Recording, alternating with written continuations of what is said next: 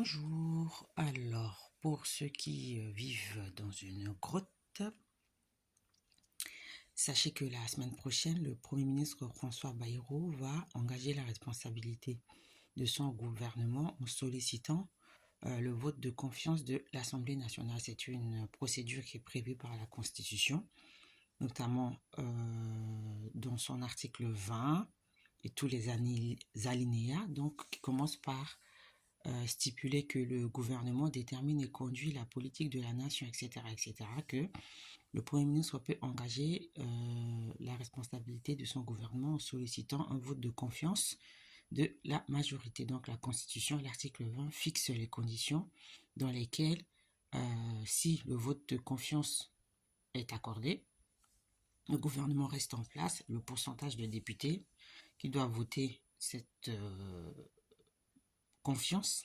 Sinon, le gouvernement doit présenter sa démission. En tout cas, le Premier ministre doit présenter la démission de son gouvernement au président de la République.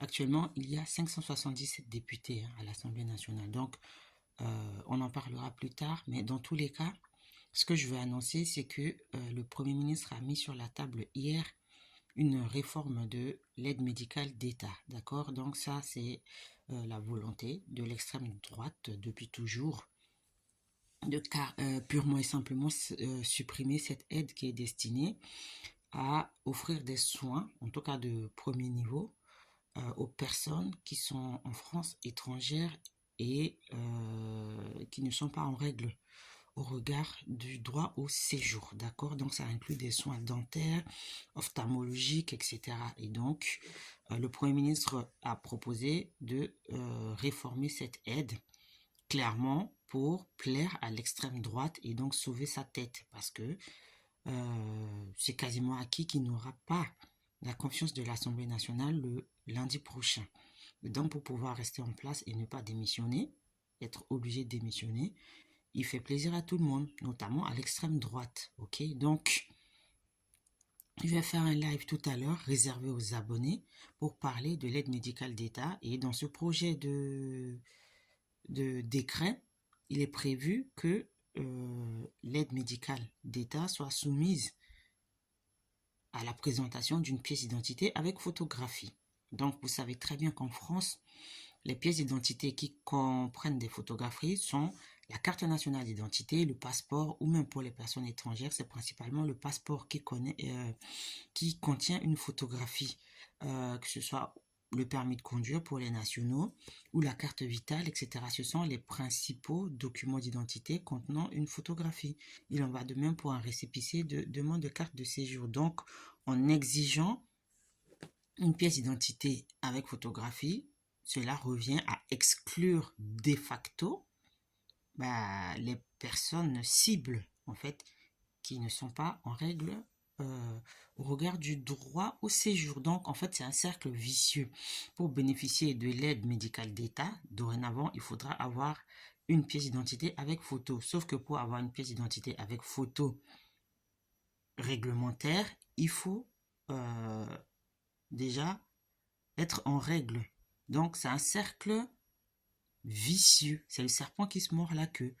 Et donc, de toute façon, dans les années à venir, ça va être comme ça. Tout ce qui est présenté comme avantage destiné aux étrangers va être raboté.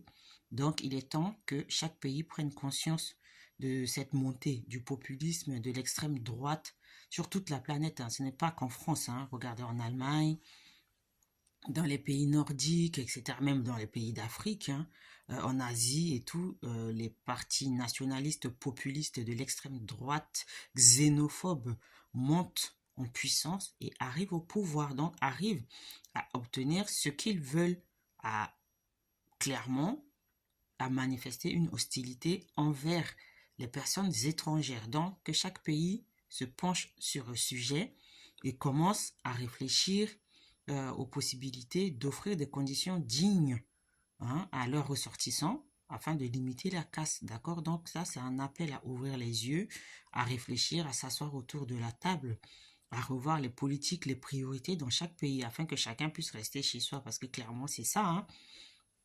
Chacun reste chez soi. Les Européens restent chez eux, les Africains restent chez eux, les Asiatiques restent chez eux. Ok? Donc, voilà, tout à l'heure, je vais faire un live réservé aux abonnés pour vous présenter ce projet de modification des conditions d'attribution de l'aide médicale d'État, d'accord? Et puis, pour ceux qui sont intéressés, vous pouvez toujours me contacter en privé pour en parler, pour vous accompagner. Donc, je fais de l'accompagnement, de l'orientation, du consulting juridique et administratif, d'accord? Donc, réveillez-vous. Je vous ai dit à partir de septembre, certains vont pleurer par rapport à leur démarche, par rapport à ce qu'ils prenaient comme acquis, pour acquis, en termes de droits sociaux en France, ok? Donc, rendez-vous tout à l'heure pour les abonnés, parce que là, c'est une information trop importante. Je ne la donnerai pas à tout le monde, uniquement réservée aux abonnés. On va parler de l'aide médicale d'État.